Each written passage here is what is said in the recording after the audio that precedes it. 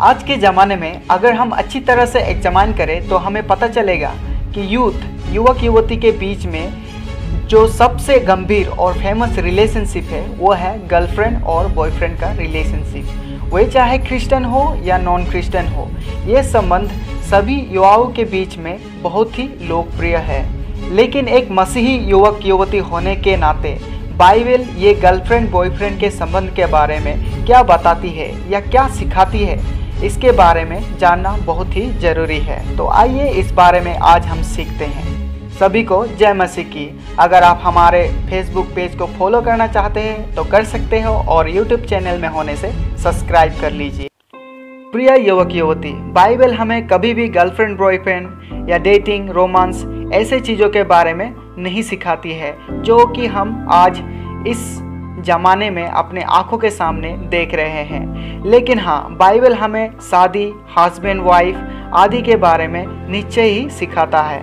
हमें ये समझना जरूरी है कि संसार जैसे देखता है उसके विपरीत परमेश्वर का देखना और कार्य करने का तरीका बिल्कुल ही अलग है। दूसरा पतरस उसका 2 अध्याय उसका 20 आयत में इस तरह से लिखा है, और जब वे प्रभु और उद्धारकर्ता यीशु मसीह की पहचान के द्वारा संसार की नाना प्रकार की अशुद्धता से बच निकले और फिर उनमें फंसकर हार गए, तो उनकी पिछली दशा पहली से भी बुरी हो गई है।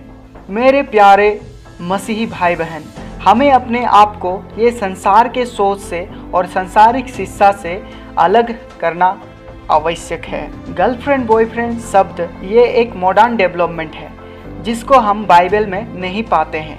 हाँ, एक रिस्पॉन्सिबल मसीह होने के नाते या अपने जीवन को अच्छी रीति से गढ़ने के लिए हमारे जीवन साथी अच्छी हो यह हम चाहते हैं। बातें करते हैं, जानना चाहते हैं कि मैं शादी करने वाली अच्छी है कि नहीं, मुझे खुशी दे पाएगी कि नहीं, परमेश्वर के राह में आगे बढ़ने में मेरा सहायता करेगी कि नहीं, एंड सो ऑन। लेकिन यही प्रोसेस में आज ये संसार बहुत ही आगे निकल चुकी है। युवक युवती लोग एक्सेस जा रहे हैं, गर्लफ्रेंड बॉयफ्रेंड से रोमांस, डेटिंग आदि में आगे बढ़ रही है। इसको बाइबल कभी भी सपोर्ट नहीं करेगी। यह दुख की बात है कि हमारे मसीही भाई बहन भी इस सब चीज़ों से अपने आप को अलग नहीं कर पा रहे हैं। रोमियो का पत्री उसका 12वां अध्याय 2 आयत में कहता है कि इस संसार के सदृश ना बनो। मेरे प्रिय मसीही भाई बहन, अपने आप को ये संसार के सदृश बनने ना दो। एक अच्छी जीवन साथी के चक्कर में इतना भी डूब ना जाओ कि जब सच्चाई का पता चले तो नो बोलने में हमें आत्महत्या या मृत्यु के सोच हमारे मन में आए। यहाँ मैं 2 गंभीर बातों को आप लोगों के सामने रखना चाहता हूँ। पहला, उत्पत्ति का पुस्तक उसका 2 अध्याय 18वां आयत में इस तरह से लिखा है, फिर यहोवा परमेश्वर ने कहा, आदम का अकेला रहना अच्छा नहीं, मैं उसके लिए एक ऐसा सहायक बनाऊंगा जो उससे मेल खाए। अभी प्रश्न यह है कि क्या आदम ने बोला था कि मुझे एक जीवन साथी चाहिए या मेरे लिए एक स्त्री बनाओ? आदम ने तो परमेश्वर के हर सृष्टि को देखा था। वे सब जोड़े में थे, हर एक प्राणी पुरुष स्त्री के रूप में थे। तब भी आदम परमेश्वर के साथ और उसके सृष्टि के साथ बहुत ही खुश था। आदम शायद अपने आप को अकेलापन का महसूस किया ही नहीं था, लेकिन परमेश्वर ने उसके अकेलापन को देखा और उसके लिए एक स्त्री को, हवा को बनाया। मेरे प्यारे युवक युवती, परमेश्वर को आपके बारे में सोचने दो। परमेश्वर आपके अकेलापन को देखेगा। जैसे परमेश्वर ने आदम के बारे में सोचा, वैसे ही आज परमेश्वर को आपके बारे में सोचने दो।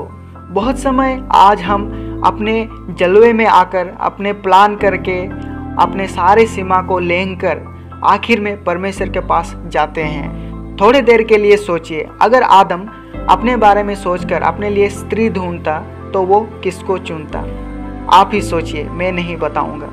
मेरे प्रियो, let God choose for you. दूसरा पॉइंट, उत्पत्ति का पुस्तक उसका 2 अध्याय 21वां वचन में इस तरह से लिखा है, तब यहोवा परमेश्वर ने आदम को भारी निंद्रा में डाल दिया और जब वो सो गया तब उसने उसकी एक पसली निकालकर उसकी संती मांस भर दिया। कुछ समझ में आ रहा है? सोचिए, परमेश्वर जो सारे ब्रह्मांड को जस कहा और सृष्टि किया, वे हवा के सृष्टि के समय आदम को क्यों भारी निंद्रा में डाल दिया? क्यों आदम के पसली से ही हवा को बनाया? वे तो आदम को सृष्टि किया हुआ उस मिट्टी से भी हवा को सृष्टि कर सकता था, लेकिन क्यों परमेश्वर ने एक नया जरिया अपनाया हवा को सृष्टि करने के लिए? हो सकता है कि बाइबल स्कॉलर लोगों के पास इसका बहुत सारा उत्तर हो, लेकिन मैं सोचता हूँ कि परमेश्वर हवा को सृष्टि के समय में वे नहीं चाहता था कि आदम उसको पहले देखे या हवा आदम को पहले देखे। आदम की सृष्टि के बाद जब वह आंखें खोला तो वह परमेश्वर को देखा, उसके महान और असीम शक्ति को समझा। लेकिन हवा की सृष्टि के समय आदम निंद्रा में नहीं होने से हो सकता था कि हवा आदम को पहले देखता और आदम भी उत्तेजित होकर मेरे लिए बनाया है बोलकर वो हवा को पहले देखने आ जाता। प्रिय युवक युवती, आज हम पहले अपने बॉयफ्रेंड को देखते हैं या परमेश्वर को? आज हम अपने गर्लफ्रेंड को पहले देखते हैं या परमेश्वर को? बाइबल हमें सिखाती है कि पहला स्थान परमेश्वर को दो, परमेश्वर को देखो पहले। आप चुना हुआ साथी पहले परमेश्वर को स्थान देता है कि नहीं देता है तो परमेश्वर को पहले स्थान देना जरूरी है। कोलोसियों का 3:5 आयत में इस तरह से लिखा है, इसीलिए अपने उन अंगों को मार डालो जो पृथ्वी पर है, अर्थात व्यभिचार, अशुद्धता, दुष्कर्म, बुरी लालसा और लोभ को जो मूर्ति पूजा के बराबर है। कोई भी चीज को जब हम परमेश्वर से ज्यादा महत्व देते हैं तब हम मूर्ति पूजा के बराबर काम करते हैं। अपने आप को जांचें, क्या हम आज मूर्ति पूजा कर रहे हैं? जीवन साथी चुनने में कुछ सुझाव। पहला, परमेश्वर को सबसे अधिक प्रेम करो, मैथ्यू चैप्टर 10:37। दूसरा, परमेश्वर को आपके बारे में सोचने दो, जेनेसिस चैप्टर 2:18। तीसरा, अपने शरीर को भ्रष्ट ना करो, 1 Corinthians 6:9-18। चौथा, अविश्वासियों के साथ असमान के जुए में ना जूतो, 2 Corinthians चैप्टर 6:14। रोमियो का पत्री उसका 12 अध्याय 9 और 10 आयत में हमें सबको सम्मान और प्रेम करना सिखाती है। इस वचन को आज के युवक युवती याद रखने के साथ साथ संसार के सदृश ना होना, इस वचन को भी याद रखना है।